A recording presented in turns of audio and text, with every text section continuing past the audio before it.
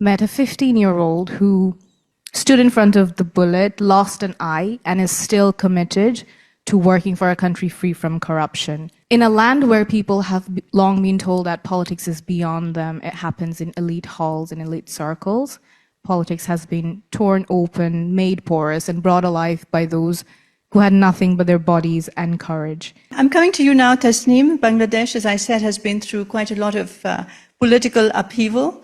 Of course, in Asia now, we've recently seen the same practically happening in Nepal as well. And I was wondering, for you, also a young woman, politician, in a country which is quite traditionally misogynistic, strong army, perhaps as well.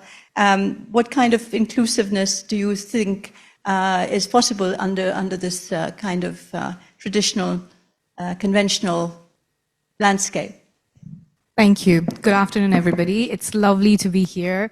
And it was really nice listening to my co-panelists, and I share much of what's been said. So I'll begin with what's happened in Bangladesh, and that will give you a context of what's probably possible in terms of inclusivity. So for decades, politics in my country was defined by a few, and ordinary citizens were told that they have a vote, that too only sometimes, not every election, but they don't have a voice. So this changed in July 2024 when people rose in an uprising. Students left their classrooms, workers left their factories. A tailor, so a person who stitches clothes and earns a very ordinary living, he gathered his colleagues and said, "We will free this country." And all these people came together because they wanted to protest robbing of their right to live, their right to speak. And that's, I think, what democracy for all means, where people who've been told that they're powerless, they realize their power and claim it together. It means the sound of a child's laughter in his mother's lap during a protest march. And I've seen this mother, I've met this child, and the laughter was louder than the tanks that was pointed at them. It means the old woman in a torn sari who pressed food into the hand of a student in the street and said that, "Take this, you'll need the strength to fight." I met a 15-year-old who stood in front of the bullet, lost an eye, and is still committed to working for a country free from corruption. It means the migrant worker who stopped sending his wages back home because his fellow countrymen were being shot and is now committed to building Bangladesh 2.0. So I think I'm sharing all these examples, and these are real life stories. I've met them, some in person, some online, because in a land where people have long been told that politics is beyond them, it happens in elite halls and elite circles.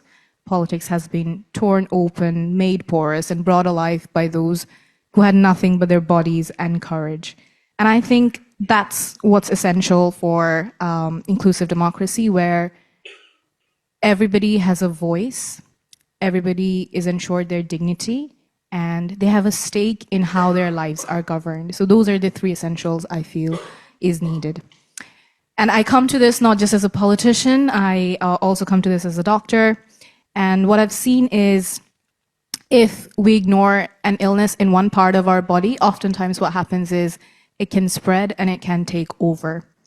And that's what exclusion does in democracy. So if young people are told that their voices don't count, if women are told to wait their turn, if the diaspora are ignored, then democracy limps, almost like a body with broken bones.